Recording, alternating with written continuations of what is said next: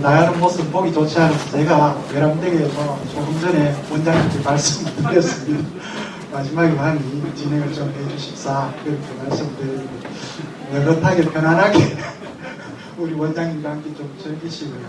저는 조금 있다가 앉아 있다가 바로 수업 퇴장할 수 있도록 그렇게 하겠습니다. 예.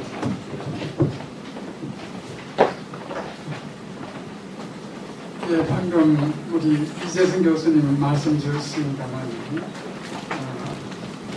이어 또 수업이 있기 때문에 제가 대신하겠습니다.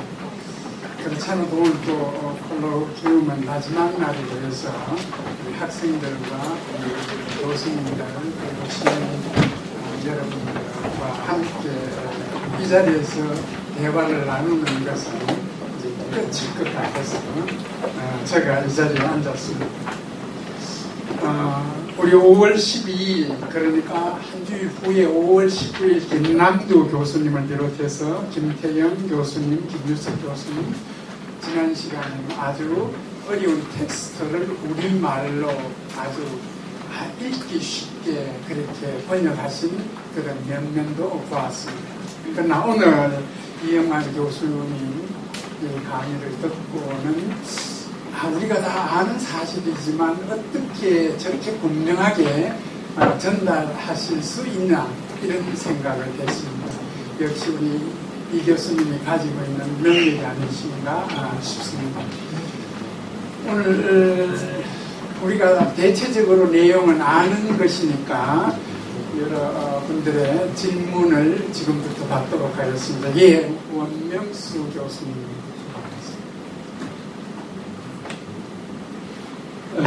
저는 그 시내에서 조그마한 교회에서 목회를 하고 있는 목사입니다. 평소에 제가 묻고 싶은 것을 좀 묻겠는데요. 두 가지 질문을 하겠습니다. 첫 번째 질문은 소크라테스하고 플라톤과 아리스토텔레스가 노예제도를 비판하는 말을 한 적이 있는가? 두 번째 질문은 노예제도를 오늘 박교회에서도 플라톤 얘기를 하시면서 플라톤이 노예제도에 대한 비판에 대한 얘기 한마디도 없었는데 노예제도에 대한 비판이 없는 그런 소크라테스라든가 플라톤이라든가 아리스토텔레스의 철학이 과연 정의로운 사회, 이상적인 사회를 말한 것이라고 얘기할 수 있겠는가? 이 두 가지 질문을 드리고 싶습니다. 예, 방금 질문하신 저 목사님은 목사님이 아니시고 학교 국문과 교수님이시고 또 연극반을 전역하실 때까지 맡으신 선생님이십니다. 예, 두 가지 질문 바로 답하도록 하겠습니다. 예, 감사합니다. 맞습니다. 그러니까 플라톤 아리스토텔레스는 노예제도를 비판하지 않았고요.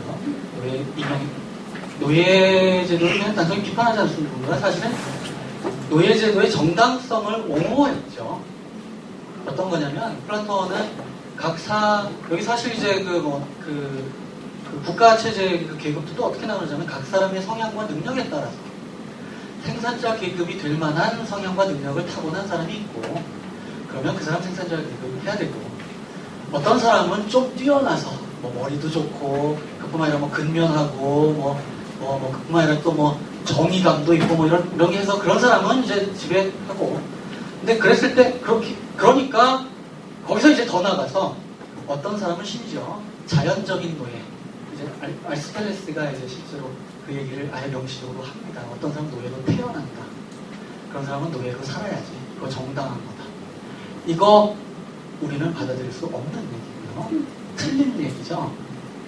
우리가 이제 개놈 프로젝트나 이런 차이가 사실상 없는 거고, 그건 이제 경험적으로 우리가 반박할 수 있는 거니까 그건 그냥 걷어내면 됩니다.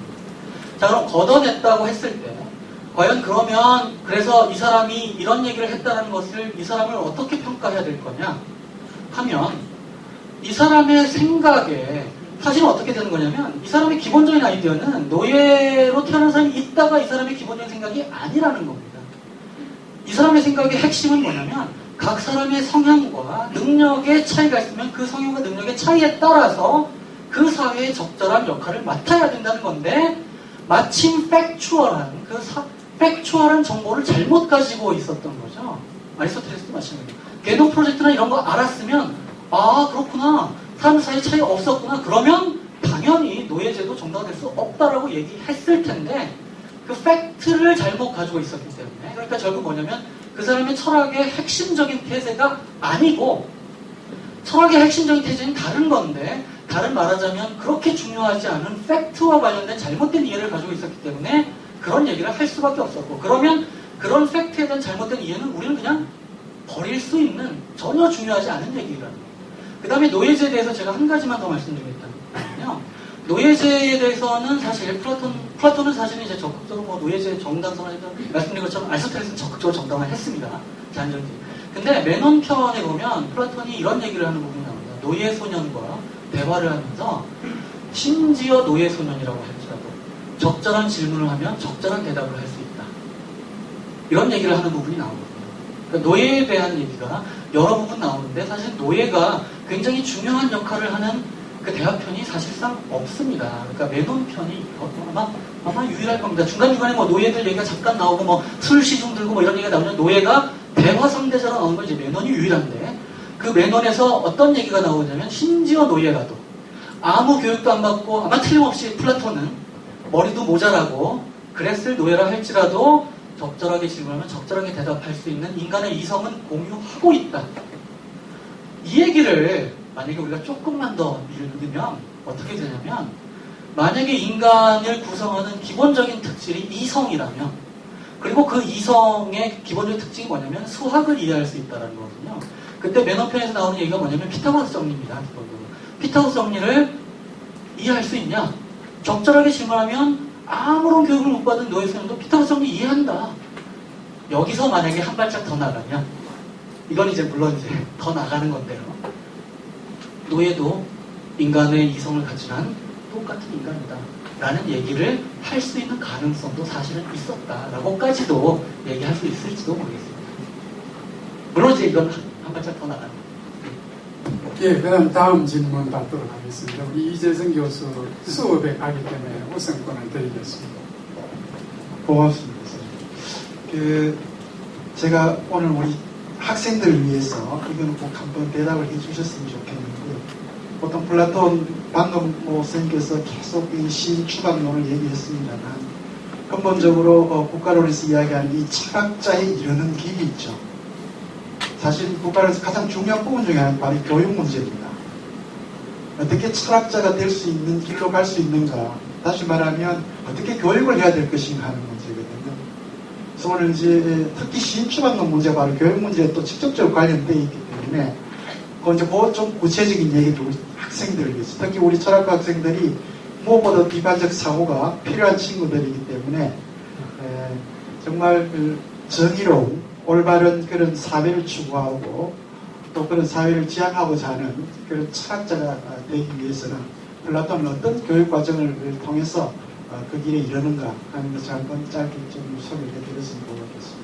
예, 질문도 답변도 짧게 해주시면 고맙겠습니다. 시간은 정해져 있습니다. 예, 플라톤이 철학자, 그러니까 기본적으로 사실은 수호자 계급을 어떻게 교육시켜야 될 겁니다. 수호자랑 철학자를 위한 교육은 다르지 않고요. 수호자 계급을 교육시키다가 그 중에서 특별히 뛰어나고, 그 다음에 한 가지가 이제 조음의 이데아를 보는 사람이 이제 철학자가 되는 겁니다. 저는 이런 플라톤이 얘기하는 사실은 플라톤은 구체적으로 사실은 뭐 몇 살 때부터 몇 살까지 뭐 배우고 뭐 이런 얘기를 하는데요. 저는 사실 저는 기본적인 제가 고대 철학을 접근하는 기본적인 입장은 이겁니다. 그러니까 저는 사실 플라톤의 얘기 중에서 뭐 역사 이런 거에 사실 그러니까 플라톤이 실제로 어떻게 얘기했냐보다는 플라톤의 얘기 중에서 우리가 배울 게 뭔가, 우리 사회에도 도움이 될 만한 얘기가 뭔가에 사실 더 관심이 있습니다. 그러니까 플라톤의 노예제 얘기는 저는 우리 받아들일 필요도 없고 받아들일 필요도 없기 때문에 그건 사실 저희 관심사가 아닌 거죠. 그냥 틀렸어. 플라톤 잘못 생각했어. 그러고 얘기하면 그냥 끝인 얘기예요. 플라톤의 이런 교육의 구체적인 커리큘럼에 대해서 저는 사실은 그게 그렇게 중요한 문제라고 생각하지 않습니다. 그러니까 여기서 근데 플라톤에서 배워야 될 게 중에 뭐가 있냐면요. 우선 이제 굉장히 많은 경험을 해야 된다는 게 굉장히 중요하고요. 수학이 굉장히 중요하다는 얘기는 이거 우리가 사실 받아들여야 되는 거예요. 우리한테도 중요하다고 생각합니다. 저는 생각합니다. 그러니까 왜 도대체 플라톤이 수학을 그렇게 중요하다고 생각했는지, 왜 지금도 우리는 국영수의 목숨을 걸어야 되는지, 사실 말씀드리자면 수학을 통해서 우리는 정말로 확실한 지식의 기준이 뭔가다라는 것을 우리는 알 수 있고, 그런, 말하자면 이것이 궁극적으로 어떻게 되냐면 수학 자체가 목적이 아니고 진리가 정말 있다라는 것을 체득하게 된다는, 저는 이게 포인트라고 생각합니다. 기본적으로 플라톤이 그 자기의 철학적인 적이라고 생각했던 게 뭐냐면 다 상대주의, 말하자면 진리에 대한 부정을 적이라고 생각했고, 그런 적을 이기기 위한 도구가 수학이라는 거죠. 수학을 통해서 우리는 진리가 사실은 있다라는 걸 알게 되고, 물론 그 다음에 이제 수학에서 진리가 있다는 게, 그래서 도덕에서 진리가 있다는 걸 어떻게 되는 여러 가지 얘기가 되지만, 기본적으로 플라톤이 이제 그걸 구별하지 않았고, 그러니까 우리는 최소한 윤리적인 문제, 정치 철학의 문제도 오케이, 그거는 뭐 너는 니대로 살고 나는 니대로 살고, 이건 진리의 문제가 아니라서 그냥 뭐 타협의 문제고, 그냥 뭐 기호의 문제고 취향의 문제고, 그냥 그 동의를 하면 되는 것이 문제가 아니다라는 게 사실 저는 이데아론의 포인트라고 생각합니다. 사실 김태경 선생님이 이데아론에 대해서 어떻게 강의를 하셨는지 저는 잘 모르겠지만, 이데아론은 사실 조음의 이데아 우리가 볼 수 없지 않습니까? 있는지도 모르겠고, 플라톤도 뭐 봤다고 얘기하는 거 아니고요. 이데아론의 포인트는 진리가 있다. 진리가 있다라는 걸 우리는 확실한 증거가 없지만 진리가 있다라는 건 믿어야 된다.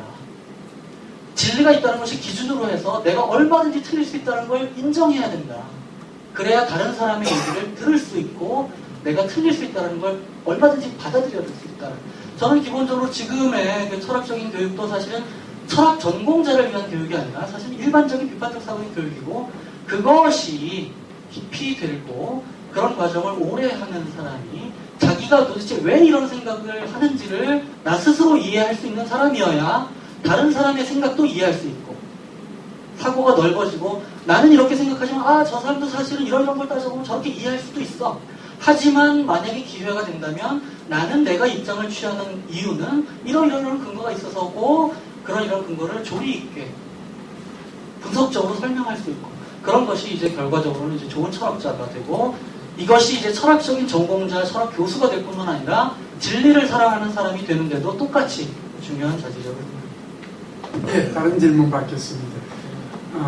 지금 저 뒤에 끝에 여학생님 다시 한번. 지난주에도 질문한 것 같습니다. 안녕하세요. 저는 경영대학교 철학윤리학과 1학년에 재학 중인 이소정이라고 합니다. 교수님, 강성훈 교수님께서 이제 풀어서 설명해 주시려고 하신 것에 대해서는 감사함을 표하고요. 제가 두 가지 정도의 질문을 하려고 합니다. 첫 번째는 플라톤이 얘기하는 정의라는 것의 그 자체가 무엇인가에 대한 질문이고요. 두 번째는 개인 또는 집단이 하는 비정상적인 행위를 정상으로 돌리기 위해서 행하는 비정상적인 행위에 대해서 플라톤은 그것에 대해 정의로운가라고 얘기를 할 수 있는지에 대해서 질문하고 싶습니다. 네, 또 두 가지 질문. 재밌는 질문입니다. 그러니까 정의에 대해서 우선 간단하게 그냥 말씀드릴게요. 플라톤이 무슨 얘기를 하는지. 그리고 저는 기본적으로 제 생각은 플라톤이 하는 얘기 얼마든지 사실 우리 이해할 수 있고, 이거 굉장히 설득력 있는 거다. 결과적으로 궁극적으로 이걸 받아들이냐는 뭐 차치하더라도, 플라톤이 기본적으로 얘기하는 정의란 건 뭐냐면 영혼이 건강한 상태입니다. 우리 몸이 건강한 상태가 뭐냐면 몸의 각자의 부분과 몸을 구성하는 구성 요소들이 제자리에 있는 것이 건강이지 않습니까? 그러니까 피는 피가 하는 역할을 해야 되고, 팔은 여기 붙어 있어야 되는 거고, 그거 이제 거기에 대해서 어떤 객관적인 어떤 과학이 있는 거고, 그게 의학이듯이 영혼에도 의학이 있고, 그 영혼의 의학을 담당하는 것이 철학이라는 거죠. 그러니까 아까 말씀드린 것처럼 영혼의 여러 가지 부분이 각자 역할을 하는 것이 정의로운 거고, 그런 정의로운 영혼을 가지면 뭐 부유하든지 아니면 어쩌면 뭐 좀 탄압을 받더라도 사실은 훌륭한 삶을 살 수 있고, 사실은 그게 행복한 삶을 살 수 있을 거다라고 말씀드리는 게 이제 플라톤의 생각이고요. 자, 실제로 이제 현실 사회는 그런데 이상적이지 않습니다. 근데 그걸 이상적인 상태로 조금이라도 변화를 시키기 위해서 사실은 부정의한 어떤 수단을 강구하는 것에 대해서 플라톤은 어떻게 생각할까? 이거에 대해서는 이제 결국 해석을 하게 될 텐데요. 제 생각은 뭐냐면, 궁극적으로 그런 행동이 여러분의 영혼에 어떤 영향을 미칠까에 달려있는 거라고 생각합니다. 원칙적으로는 저는 그런 비정상적인 거를 플라톤이 무조건 반대할 거라고 생각하지도 않고요. 하지만 그렇게 해도 된다라고 정당화하지도 않을 거라고 생각합니다. 그건 뭐냐면 그런 비정상적인 부정의한 수단을 강구할 때 그것이 너의 영혼에 어떤 영향을 미치느냐에 결과적으로 할 거고요. 만약에 물론 이거 그렇게 사실 어려운 걸 거고요. 어쩌면 만약에 실제로 이게 불가능하다면 플라톤의 생각은 그런 비정상적인 거 강구하지 말아야 된다는 겁니다. 그러니까 비정상적인 수단을 나는 내 손에 피를 묻혀서 나는 좀 악역을 해서 훌륭한 사회로 가게 내가 할 수 있는 그런 역할이 있는데 근데 결국 내 손에 피를 묻히는 게 아니라 내 영혼까지 나는 피를 묻히게 될 거야 라고 하게 됐을 때 과연 그게 결과적으로 이 사회를 좋게 만들 수 있는지 결과적으로 그 피를 내 손에 피를 묻히다 보면 사실 내 영혼이 오염돼서 내가 그렇게 해서 권력을 잡으면 사실은 내가 죽이려고 했던 창주가 다시 되는 그 반복되게 되는 아이디어가 사실 플라톤에도 얼마든지 있을 수 있는 거고 결국은 그렇게 되느냐 안 되느냐의 문제고요. 만약에 그러니까 이거는 원칙적인 대답은 간단하고요. 그렇게 영향을 미칠까 안 미칠까가 중요한 거죠. 만약에 미치게 될 거라면 하지 말아야 되는 거고요. 결과적으로 그렇게 된다면 결국 그렇게 해서 이상적인 사회로 조금이라도 안 될 거라는 거예요. 결과적으로. 예, 그 다음 질문은 이 학생부터 먼저 한번 남학생.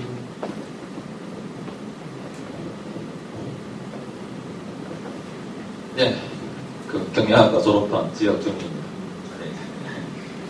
네. 강의 잘 들었습니다. 지성과 이제 올바름과 비판적 사고에 대해서 중간에 이렇게 말씀해 주셨는데, 그와 관련해서 이제 시인 비판론이지 않았습니까? 이제 플라톤 국가 이제 10권 제일 마지막 부분에서 이제 역사적으로 이제 에르 신화가 나오잖아요. 그러니까 시인을 비판했지만 마무리는 신화로 끝나버리지 않습니까? 저희 이번 학기 테마도 신화에서 철학으로 오지만 플라톤은 철학에서 신화로 마무리되어 버리잖아요. 그러니까 왠지 플라톤은 제가 봤을 때는 우리 평범한 사람들이 지성적으로 올바름과 그름을 판단할 수 있다고 그렇게 믿지 않은 것 같아요. 그러니까 평범한 사람들은 신화 같은 것을 통해서 시민적 정의, 그러니까 관습이나 교육을 통해서 정의를 함양해야 되고 나 같은 철학자는 이성을 통해서 정의를 알 수 있다. 그러니까 플라톤은 이제 그렇게 믿은 것 같은데 그러니까 플라톤의 그런 지성과 비판적 태도에 대한 좀 엘리트주의적인 혐의에 대해서 어떻게 생각하시는지도 그렇습니다. 예. 너무 정말 좋은 질문입니다. 제가 항상 고민하는 질문입니다. 저 말씀드렸지만 플라톤에서도 굉장히 좋아하는데 항상 걸리는 게 이 엘리트주의. 과연 내가 플라톤과 아리스토텔레스의 생각을 물론 이제 뭐 선별해서 받아들이지만 이 엘리트주의적인 이 모습을 나는 과연 어떻게 할 것이냐. 이게 사실 저의 개인적인 인간적인 고민인데요. 이게 이제 기본적으로 그리고 지혜, 지성 이런 걸 강조하다 보니까 이게 모든 사람이 똑똑한 건 아니고 어떤 사람은 아무리 가르쳐줘도 사실 안 되잖아. 뭐 이런 데서 어쩔 수 없이 그러다 보면 이제 똑똑한 사람한테는 이렇게 하면 되겠지만 아니 모든 사람은 안 되니까 뭐 이런 거잖아요. 저는 기본적으로 하지만 저는 뭐 오케이 플라톤은 엘리트주의적이다. 저는 뭐 얼마든지 동의할 수 있습니다. 그런 의미에서 우리는 플라톤 비판해야 되고요. 하지만 그래서 그러면 우리는 플라톤은 엘리트주의라고 하는 판단이 플라톤이 가지는 어떤 통찰을 우리가 배우는데 방해가 될 것이냐? 저는 전혀 그렇게 생각하지 않습니다. 엘리트주의, 아까도 말씀드렸잖아요. 그 엘리트주의를 우리가 플라톤의 핵심 내용, 플라톤의 중요한 내용으로부터 얼마만큼 선별할 수 있느냐 없느냐의 문제인 거죠. 사람에 따라서 물론 그게 사실 이제 구별을 할 수가 없어라고 판단을 내리면 이제 물론 엘리트주의를 버리면서 플라톤의 핵심적인 내용도 이제 버려야 될 건데요. 저는 사실 이제 될 수 있을 거다. 최소한 있을 거다라고 생각하고 최소한 노력을 하는 게 이제 플라톤 연구자의 할 거라는 거고요. 첫 번째로 제가 그렇게 말씀드리는 텍스트적인 정보도 뭐냐면 신화 얘기합니다. 이야기 얘기하고요. 그런 아까 말씀드렸처럼 사실은 플라톤이 이런 얘기를 한다는 것 자체가 사실은 보통 사람들 이 얘기를 하는 사람들이 사실은 논증적인 얘기를 못 따라오고 이런 것만 따라온다라는 어떤 그런 플라톤의 이해가 깔려 있는 거 아니냐 이런 얘기 하지만 사실은 또 거꾸로 뒤집어서 얘기하면 이런 얘기하면서도 동시에 말하자면 맨 처음엔 신화로 어쩌면 한 발 들여놨을지 몰라도 그 다음에는 사실은 이제 논증, 따져보는 것 이렇게 넘어가야 된다는 계속 얘기를 하고 다른 대화편, 예를 들어서 고르기아스 같은 대화편에서 보면은 계속 그런 얘기합니다. 그러니까 이런 이야기를 막 해놓고서 대화정도가 나는 그에게 난 도저히 수긍할 수 없어 그러면 나도 수긍했을 거라고 난 기대 안 해. 왜냐하면 사실은 이런 식으로 해서 수긍하면 사실 원래 안 되는 거거든. 왜냐하면 사실은 이런 식으로 수긍하면 왜 안 되느냐면은 이거는 사실은 왜 도대체 내가 수긍해야 되는지 이해하지 못하고 수긍하는 거고 결국 그 이야기를 하는 사람의 권위에 의존해서 아니면 어떤 다른 거에 의존해서 수긍하는 거고 결국 이런 식으로 수긍한 사람들은 다른 사람들을 만나서 내가 왜 이 입장을 받아들이는지 설명할 수 없고요. 설명할 수 없으니까 사실은 그냥 무조건 받아들이는 거예요. 무조건 받아들이는 게 우연적으로 올바른 입장이라고 해서 사실은 그게 가치를 가지는 건 아니다라는 거고 그 기본적인 지향점은 뭐냐면 만약에 그 논증이나 이런 깊은 이런 걸 만약에 받아들였다면 서로 신화 같은 거 사용해도 그거 자체가 나쁜 건 아닌 거죠. 하지만 기본적인 지향점은 논증 그리고 이해, 지식을 쌓는 거고 아까도 말씀드린 것처럼 저는 플라톤이 레이트주의자처럼 기본적으로 레이트주의자는 거 부인하지 않는데요. 아까도 말씀드린 것처럼 노예소년조차도 충분한 시간을 들여서 충분히 천천히 순서 있게 질문하면 노예소년조차도 수학의 핵심적인 얘기를 이해할 수 있을 거다라는 생각조차도 플라톤에 등장한다라는 것을 저는 잊어버리지 않았으면 합니다. 특별히 또 한 가지만 더 말씀드리면 사실은 플라톤의 시대랑 지금은 굉장히 다른 게 우리는 플라톤의 생각에 기준에 따르면 우리는 사실 엄청나게 모든 사람들이 교등교육을 받고 있는 시대에 살고 있습니다. 이 사실을 우리는 잃어버리지 말아야 하고요. 이렇게 만든 그 근원에 사실은 플라톤주의가 있습니다. 플라톤은 엘리트주의지만 엘리트주의를 시작한 그 플라톤의 아이디어를 통해서 우리는 일반 고등교육, 일반 교등교육이 왔고 이런 상황을 만약에 플라톤이 목격을 했다면 그 당시에는 물론 당연히 그런 교육 하나도 없었고요. 노예도 있었고 그런 상황이니까 그런 생각하는 게 사실 그렇게 욕할 것도 아닌 겁니다. 그냥 당연한 거고 자연스러운 거죠. 하지만 플라톤이 지금 초등학생도 피타고라스 정리를 초등학교 때 다 배우는 이런 상황을 본다면 과연 엘리트주의를 유지했을까? 저는 아니었을 거라고 생각하고 그렇기 때문에 플라톤의 사상은 사실 이런 엘리트주의에서는 사실 선별할 수 있는 최소한 원칙적으로 선별할 수 있는 거라고 생각합니다. 네, 그 다음 질문 중간에 받겠습니다.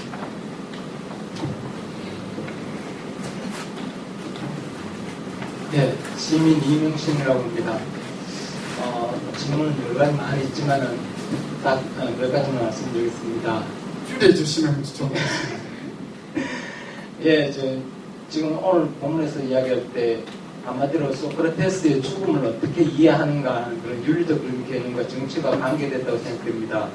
그래서 소크라테스는 신탁에 의해서 자기 신학이 시작됐다고 이야기할 수 있는데 그렇다고 할 때 또 그가 인스파이드, 즉 영감적인 그런 개념도 있을 거 있는데 그가 죽음이라고 하는 것을 어떻게 이해하느냐 하는 것 굉장히 중요한 거고 아테네가 그를 죽였을 때 죄를 지은 것을 생각하고 또 뒤에 가서는 아리스토텔레스도 이 아테네 매체로 두 번 이런 죄를 짓지 않도록 하기 위해서 도망갔다 했습니다. 그래서 이때 이 윤리성을 이야기할 수 있는 소크라테스의 죽음을 어떻게 이해하시는지 제가 볼 때는 앞으로 앞서 이야기한 대로 이 소크라테스가 플라톤이 지향하고 버려야 했던 시인적인 요소를 가지고 있지 않았느냐 그런 개념이고 또 플라톤도 역시 이야기하기를 티마이오스에서 이야기하기를 소개되는 것을 우리가 알고 있는 것처럼 이야기할 때 그럴듯하게 이야기하는 것을 우리가 받아들이고 개연적인 것을 받아들인다고 할 때 하는 것이라고 할 때는 시인들이 말하는 그런 개연성도 우리가 허용해야 되지 않느냐 그랬을 때 이 플라톤의 말에도 모순점이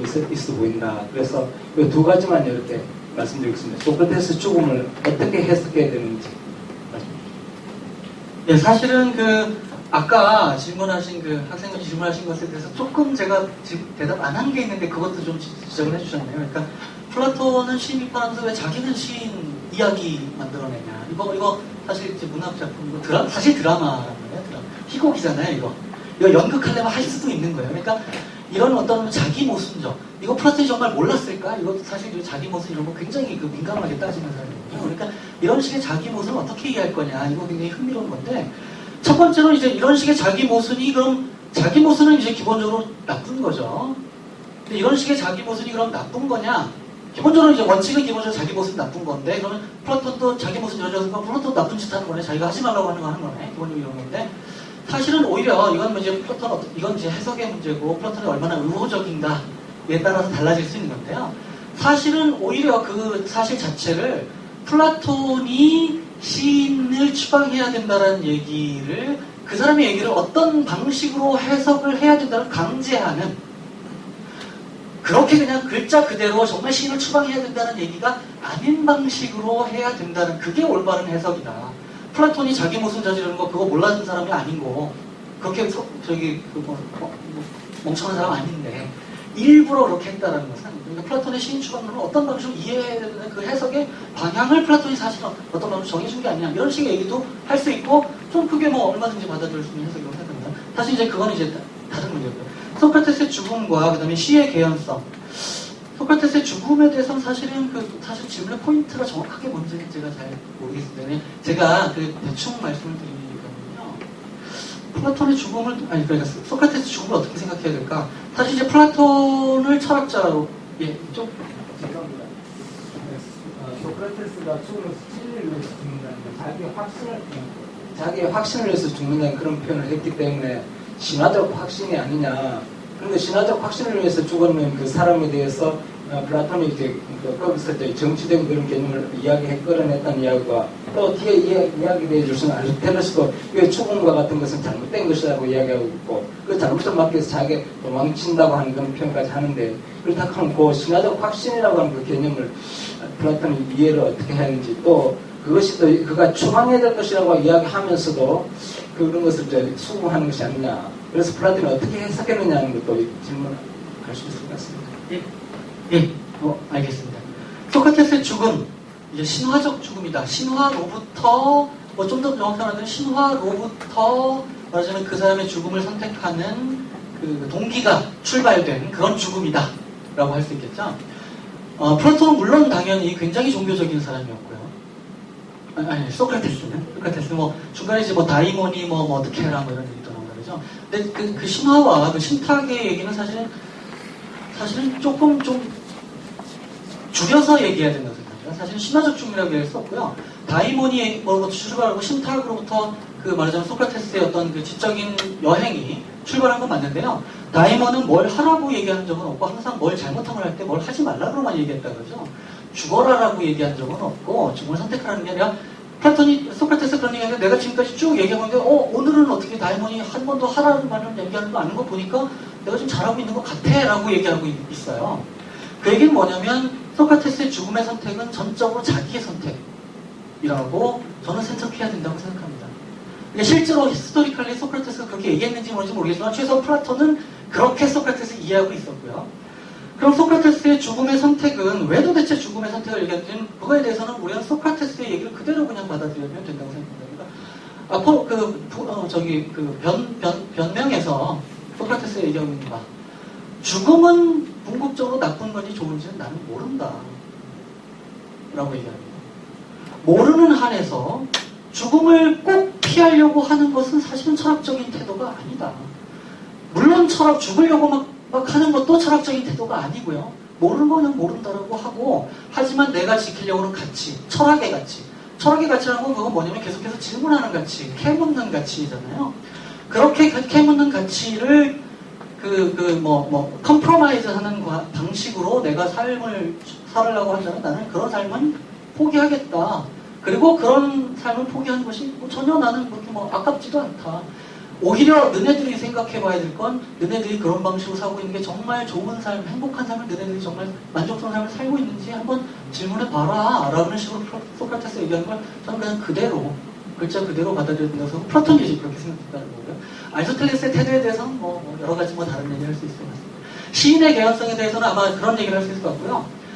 그러니까 시인을 정말 궁극적으로 추방해야 되느냐 아까 말씀드린 것처럼 정말 그런 얘기가 글자적으로 100% 무조건 추방해야 된다는 얘기가 아니다라고 해석할 수 있는 그 여지를 사실 플라톤이 남겨놓은 것 같고요. 제가 특히 해석하는, 그러니까 최소한 우리한테 관련 있는 방식으로 플라톤을 받아들이는, 제가 이제 고대 문헌을 접근하는 방식이 제 태도가 그런 거다 보니까 또 그런 건데, 그 시인이 가지는 개연성, 사실은 아니지만 허구지만 그럼에도 불구하고 우리에게 많은 것을 가르쳐 줄 수 있고 많은 것을 깨달을 수 있는 개연성은 사실 그게 허구라고 하더라도 적극적으로 배워야 하고 사실은 인커리지 할 수 있는 거죠. 저는 사실은 훌륭한 문학 작품들 더 많이 읽어야 된다고 생각하고 추방할 게 아니라 사실은 그런 거 더 많이 만들어야 된다고 생각하는 거고, 그런 부분에서는 사실은 플라톤은 저는 동의하지 않습니다. 예, 플라톤의 소크라테스의 죽음에 대한 답은 조금 빗나가 있는 것 같습니다. 그러나 다시 그것을 되풀이하기보다는 여기 우리 변생이 말씀 들었으니까 이 질문을 우선 받도록 하겠습니다. 질문도 간단해 주시고 답도 아주 간략하게 해주시면 좋겠습니다. 8시 20분까지 시간이 저한테 주어져 있습니다만 지금 20분입니다 벌써. 예. 간단하게 세 가지만 묻겠습니다. 한 가지만 물어주세요. 한 가지 중요한 거 하나만 물어주세요. 중요한 거 하나는 예. 이거하고 좀 관련이 아리스토텔레스하고 관계되는 거라서 오늘 묻고 싶기도 하고 오늘 뭐 따로 묻더라 하고 정치 아니 제가 평소에 문학을 하는 사람으로서 소피스트하고 필로소퍼가 개념상 소피스트는 지혜를 가진다는데 이게 물론 고르기아스에서 뭐 수사학을 이야기하고 논증을 수사학의 반대가 논증이니까 그쪽으로 이야기한다고 볼 때 그런 점이 하나 조금 제가 조금 물어보고 싶은 내용입니다.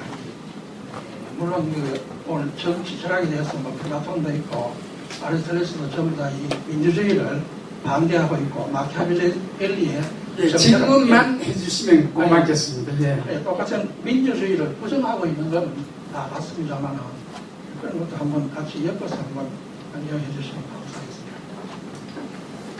감사하겠습니다. 최대한 간단하게 단답형으로 대답하겠습니다.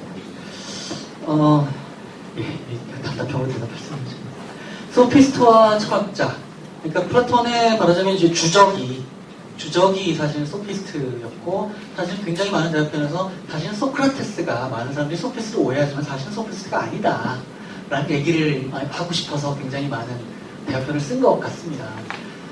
근데 사실 이제 소피스트랑 철학자를 사실 이제 구별한다는 게 그렇게 미묘해서 사실 또 굉장히 중요한 문제고, 저는 기본적으로 이렇게 생각합니다. 그러니까 소피스트와 필로소프 철학자를 구별하는 건 뭐냐면 아주 간단합니다.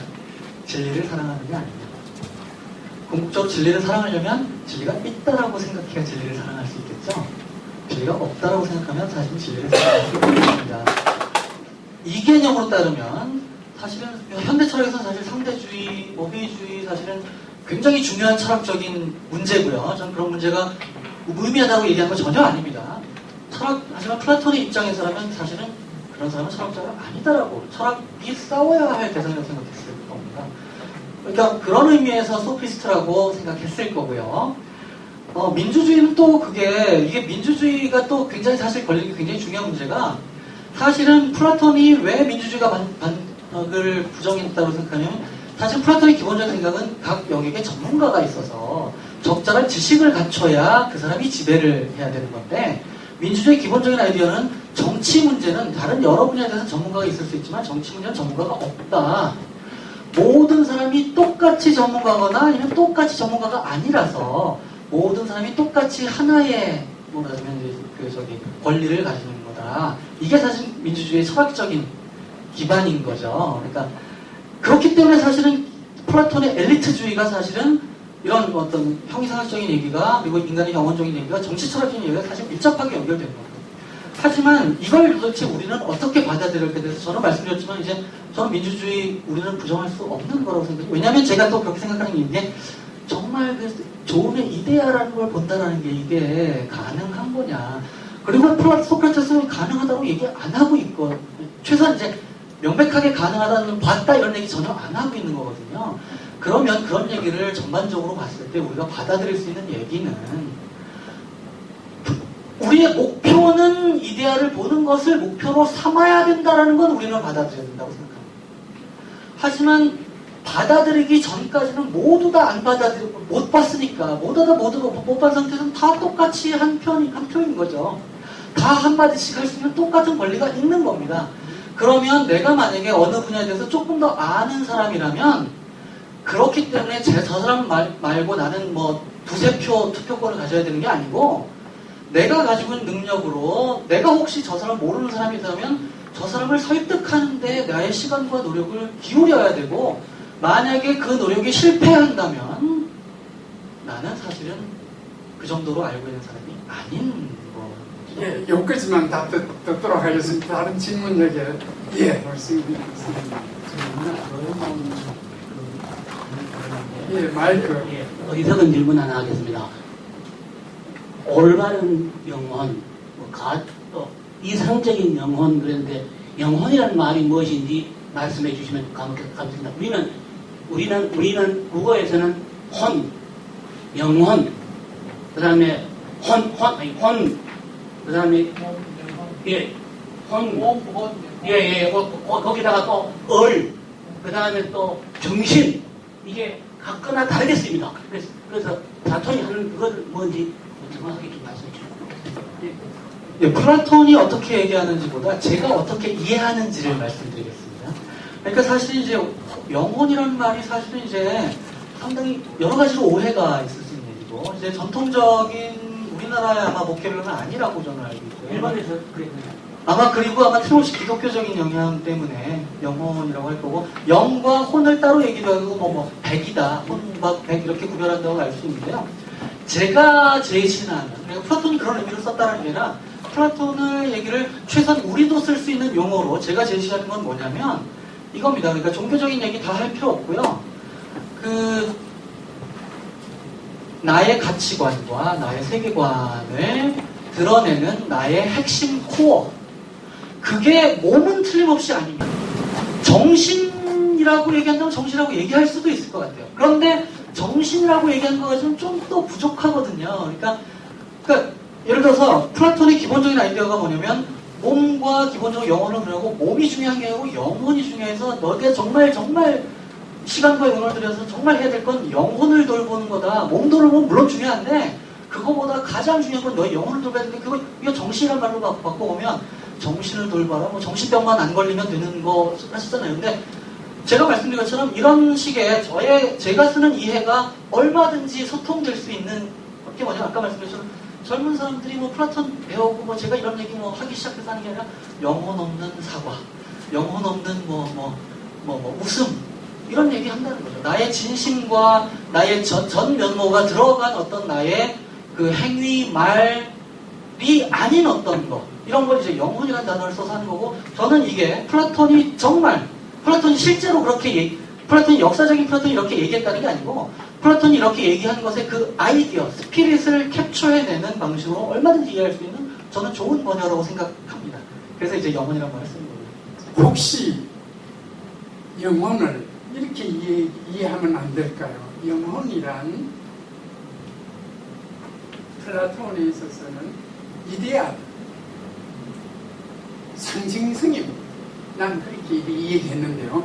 이것보다는 오늘 이제 사회자로서 우리 이 교수님에게 마지막 질문을 하나 드리고 싶은데 우리 이영환 교수님은 서울대학교 철학과 학부를 나오시고 대학원에서 석사학위를 하시고 또 미국 프린스턴 대학교에서 철학 박사를 하셨습니다. 그야말로 엘리트 코스를 끝까지 밟았습니다. 그런데 왜 대통령이 안 되고 이화여대 철학과 교수가 되었습니까?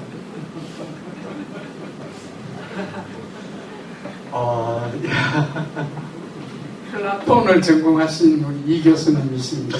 아리스토텔레스의 전공입니다. 플라톤 아니고요.